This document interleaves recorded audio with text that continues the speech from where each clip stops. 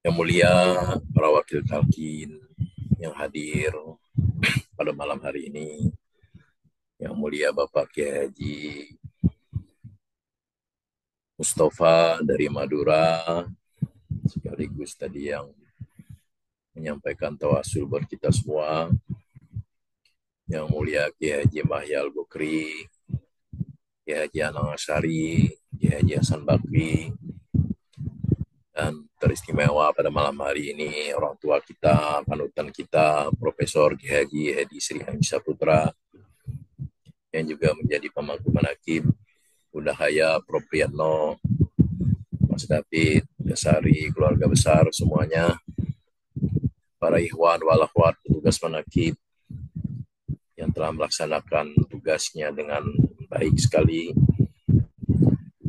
Ikhwan, walakhwat di mana saja berada, di seluruh belahan dunia, semoga dengan keberkahan yang manakib ini, Allah senantiasa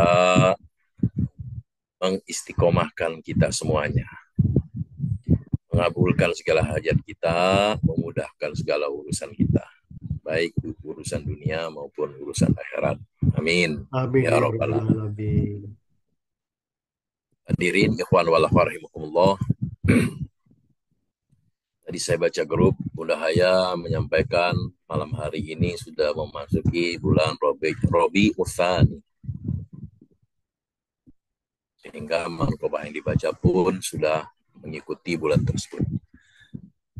Namun saya ingin menyampaikan dengan meminjam kalam pengesahabah, yaitu tentang wali, al-wali, wali. Kita sering mendengar wali. Wali itu penolong, waliullah, orang yang mendapatkan pertolongan Allah juga bisa. Al-waliyu, siapa itu wali? Sering sering mendengar membahas katanya si orang torikoh itu adalah wali. Kalau sudah ditalkin zikir maka sudah jadi wali. Kita semua yang hadir di sini, ikhwan wal akhwat semuanya paham siapa itu wali. Mari kita sama-sama untuk kita gaji, kemudian kita introspeksi diri, belajar torikoh itu, ikut pengesahabah itu untuk diri sendiri, untuk mengukur, ya, untuk memandu, untuk introspeksi diri, untuk merubah diri, gitu ya. Bukan orang lain. Jadi kalau kita belajar torikoh, berguru kepada pengusaha Abah, kita lihat murid-murid Abah, kok enggak sesuai yang diajarkan, terus kemudian kita mundur bertorikoh ini, ya bukan begitu. Jadi tujuan kita bertorikoh, ikut pengusaha Abah itu, untuk memperbaiki diri, untuk menyempurnakan diri lebih tepatnya itu. Bukan untuk melihat orang lain. Kalau orang lain mau baik, mau benar, mau sebodoh, yang penting diri sendiri. Nah, siapa itu wali? Di dalam firman Allah Subhanahu wa taala yang selalu kita baca ketika mukadimah dalam Manqobah itu, Auzubillahi minasyaitonirrajim. Ala inna awliya Allahi la khawfun alaihim wa la hum yahzanun. Ya. Ingatlah wali-wali Allah itu, aulia itu jamak berarti wali-wali Allah, tidak ada rasa takut pada mereka dan mereka tidak bersedih hati. Surat Yunus ayat 62. Lanjutkan gitu. Alladzina amanu wa kanu yattaqun. Nah, yaitu siapa? Wali-wali itu tadi, wali-wali Allah itu tadi, yaitu orang-orang yang beriman dan senantiasa bertakwa. Quran surat Yunus ayat 63. Siapa wali Allah? Orang beriman dan bertakwa. Gitu. Mudah ya. Jadi nggak harus harus apa nama definisinya. Ya, kalau sudah mencapai makom-makom tertentu, kemudian bergelimangan dengan karomah, gitu ya. Kemudian takjub dengan karomahnya, gitu. Kalau menjadikan dia semakin bersyukur menjadi hamba Allah, bagus. Tapi kalau menjadikan ia kemudian apa namanya yumawa, angku, sombong, jadi iblis itu menggunakan berbagai cara. Cara ini nggak mempan, ada cara baru. Cara ini nggak mempan, ada cara lain. Gitu. Begitu terus kerjanya iblis itu. Ila yaumil akhir. Jadi wali itu orang yang bertakwa dan orang yang beriman dan orang yang bertakwa. Siapa yang mengatakan? Allah dalam firman-Nya. Alladzina amanu wa kanu yattaqun. Nah, Ibnu Katsir rahimahullah menafsirkan Allah Ta'ala menginformasikan bahwa para wali Allah adalah orang-orang yang beriman dan bertakwa. Siapa saja yang bertakwa, maka dia adalah wali Allah. Siapa saja yang beriman dan bertakwa, itulah wali Allah. Tafsir Ibnu Katsir.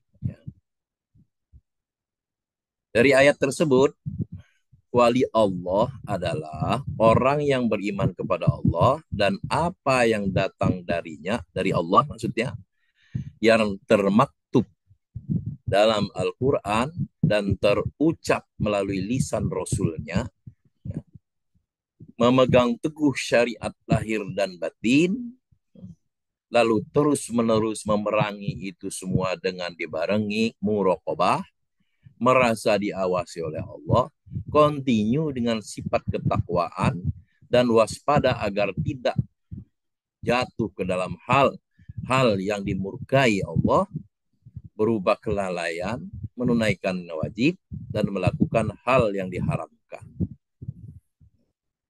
Ini termuat di dalam kitab Karamatul Aulia. Seorang wali tidaklah datang dengan membawa syariat yang baru.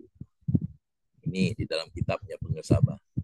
Seorang wali itu tidak datang dengan membawa syariat yang baru, tetapi ia datang dengan membawa pemahaman yang baru terhadap Al-Quran dan Sunnah. Yang mana pemahaman tersebut belum diketahui oleh seorang pun sebelumnya. Nah, ini banyak ini kita jumpai di Pengesabah. Salah satu contohnya kemarin. Warafa'na laka dzikrok. Belum ada kita dengar tafsir. Kemarin disampaikan oleh pengusaha Abah di pesantren Jagad Ars. Itu artinya apabila nama kamu diingat sama dengan mengingat nama Allah. Gitu. Itu pemahaman baru. Wali. Nah, di dalam kitab Al-Furqan Baina Auliya'ir Rahman wa Auliya'us Syaiton, di dalam kitab Syekhul Islam Ibnu Taimiyah radhiyallahu anhu mengatakan, beliau mengatakan, wali Allah hanyalah orang yang beriman kepada Rasulullah Shallallahu Alaihi Wasallam, beriman dengan apa yang dibawanya, dan mengikuti secara lahir dan batin. Barang siapa yang mengaku mencintai Allah dan walinya, namun tidak mengikuti beliau, barang siapa yang mengaku mencintai Allah dan walinya, namun tidak berittiba, tidak mengikuti kanjeng Nabi Muhammad Sallallahu Alaihi Wasallam, maka tidak termasuk wali Allah. Bahkan jika dia menyelisihinya, maka termasuk musuh Allah dan wali setan. Tuh, ya. Jadi siapa tadi wali? Orang yang beriman dan bertakwa.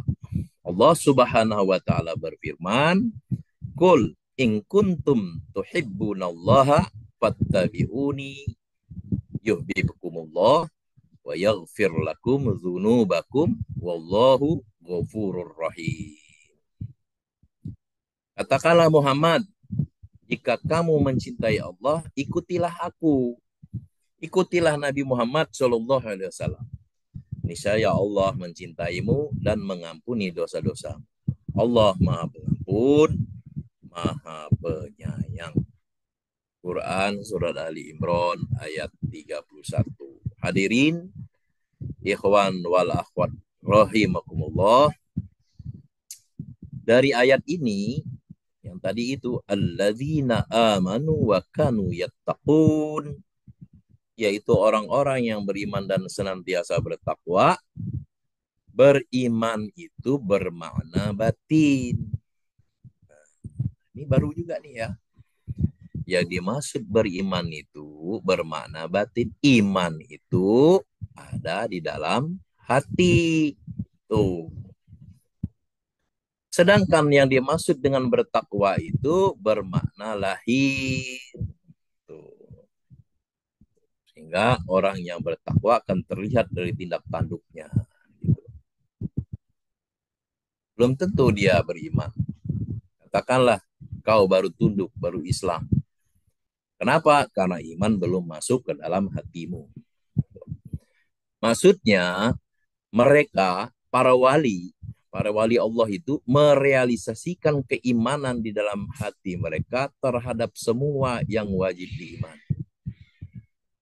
Dan mereka merealisasikan amal soleh pada anggota badan mereka dengan menjauhi semua hal-hal yang diharamkan, seperti meninggalkan kewajiban atau melakukan perkara yang haram. Mereka mengumpulkan pada diri mereka kebaikan batin dengan keimanan dan kebaikan lahir dengan ketakwaan. Kitab Syarah Riyadhus Shalihin. Tuh.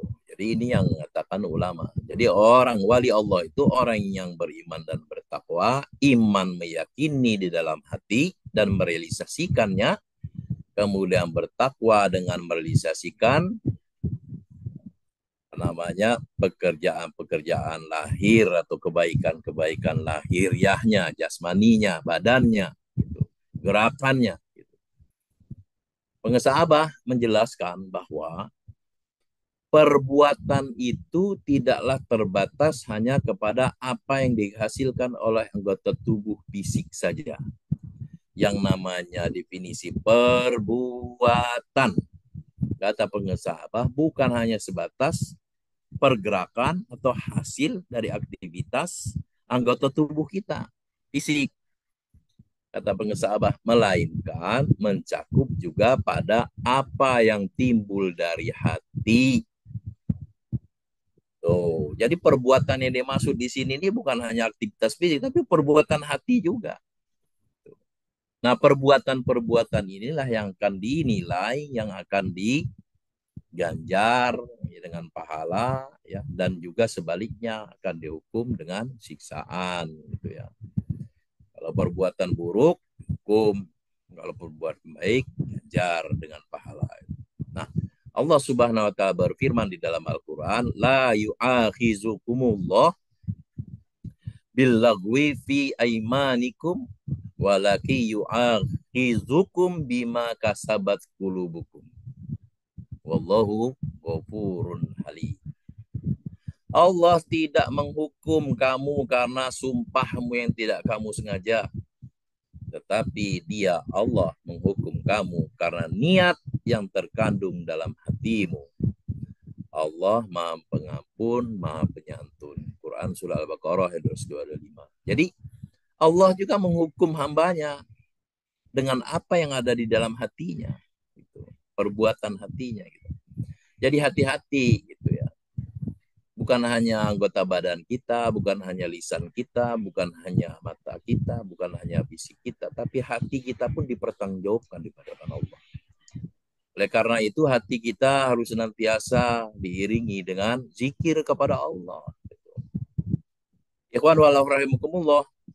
Jadi sekali lagi, wali Allah itu ialah orang yang beriman dan bertakwa yang perbuatannya selaras dengan hatinya atau hatinya selaras dengan perbuatannya. Tidak munafik gitu ya. Tuh, wali Allah itu hatinya selaras dengan perbuatannya, juga perbuatannya selaras dengan hatinya. Gitu. Sabda Rasulullah SAW, al-Islamu alaniyatun wal imanu fil qalbi. Islam itu terlihat, sedangkan iman itu di dalam hati. Takwa itu dilihat, gitu ya. Tapi iman itu ada di dalam hati. Abu Sa'id Al-Kharas ya, radhiyallahu anhu berkata, "Idza aradallahu ay waliya abadan min abidihi fataha alaihi baba zikri." Ini sering kita dengar. Pengesabah menjelaskan di antara syarat. Nah, artinya tadi itu adalah apabila Allah menghendaki hambanya menjadi walinya, maka fataha alaihi, dibukakan baginya baba, pintu zikir kepadanya, zikri, pintu zikir kepadanya, pada Allah. Alhamdulillah gitu ya, kita semua sudah dibukakan pintu zikir itu untuk kita. Gitu. Mudah-mudahan kita menjadi wali Allah. Siapa wali Allah? Wali yang beriman dan bertakwa, beriman dan beramal soleh. Pengesabah menjelaskan di antara syarat seorang wali adalah hendaknya ia terlindung dari mengulangi dosa. Masya Allah. Ya. Di antara syarat seorang wali adalah hendaklah ia terlindung dari mengulangi dosa atau disebut mahfuz. Jadi wali itu mahfuz. Gitu ya. Sebagaimana di antara syarat seorang nabi, kata pengesabah, adalah bahwa ia mesti terjaga dari segala dosa yang disebut maksum. Jadi kalau wali tergelincir tapi tidak mengulangi lagi. Kalau nabi tidak tergelincir, gitu, terjaga dari perbuatan-perbuatan dosa, maksum. Tuh, jadi kita, ikhwan wal akhwat rahimakumullah, kembali lagi introspeksi diri kita. Apa kita sudah menjadi wali Allah, apa belum? Tanda seorang wali ada 3, kata pengesabah. Pertama, waktunya dihabiskan hanya untuk Allah. Masya Allah. Tanya kepada diri kita sendiri, apakah waktu kita dihabiskan untuk apa? Pertama, waktunya dihabiskan hanya untuk Allah. Siang malam itu, siang malam, zikir sholat, itu ya, siang malam. Waktunya dihabiskan hanya untuk Allah. Yang kedua, syarat atau tanda dari seorang wali Allah, yang kedua adalah ingatannya hanya tertuju kepada Allah. Tuh. Ingatannya hanya tertuju kepada Allah. Kita mah sering ngingatin yang macam-macam gitu. Ngingati yang lain-lain, lupa sama Allah. Tuh ya. Pertama, waktunya dihabiskan hanya untuk Allah. Kedua, ingatannya hanya tertuju kepada Allah. Dan yang ketiga, cita-citanya semata hanyalah ingin wusul kepada Allah. Tuh. Kita mah banyak cita-citanya, pengen macam-macam gitu ya. Itu.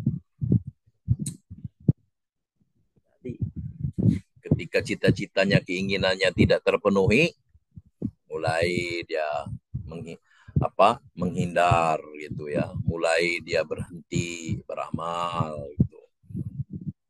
Karena cita-citanya bukan hanya untuk usul kepada Allah. Jadi bahasa pengesabah kacamata kuda gitu. Panas gak dirasa panas, dingin gak dirasa dingin, gelap tidak dirasa gelap, terang tidak dirasakan terang, mustawan aja gitu. Cita-citanya hanya ingin usul kepada Allah. Jadi siapa wali Allah itu, Bapak dan Ibu, para ikhwan wal akhwat rahimakumullah? Nah, Abu Sa'id bin Jabir radhiyallahu anhu menyampaikan bahwasanya Rasulullah SAW ditanya, Man aulia Allah, siapakah wali-wali Allah itu ya Rasulullah? Rasulullah menjawab, humul ladzina yudkarullaha bi ru'yatihim. Mereka adalah orang-orang yang menjadikan orang-orang dapat mengingat Allah hanya dengan sebab memandang wajahnya. Orang yang melihat wajahnya membuat orang yang melihat wajahnya itu ingat kepada Allah.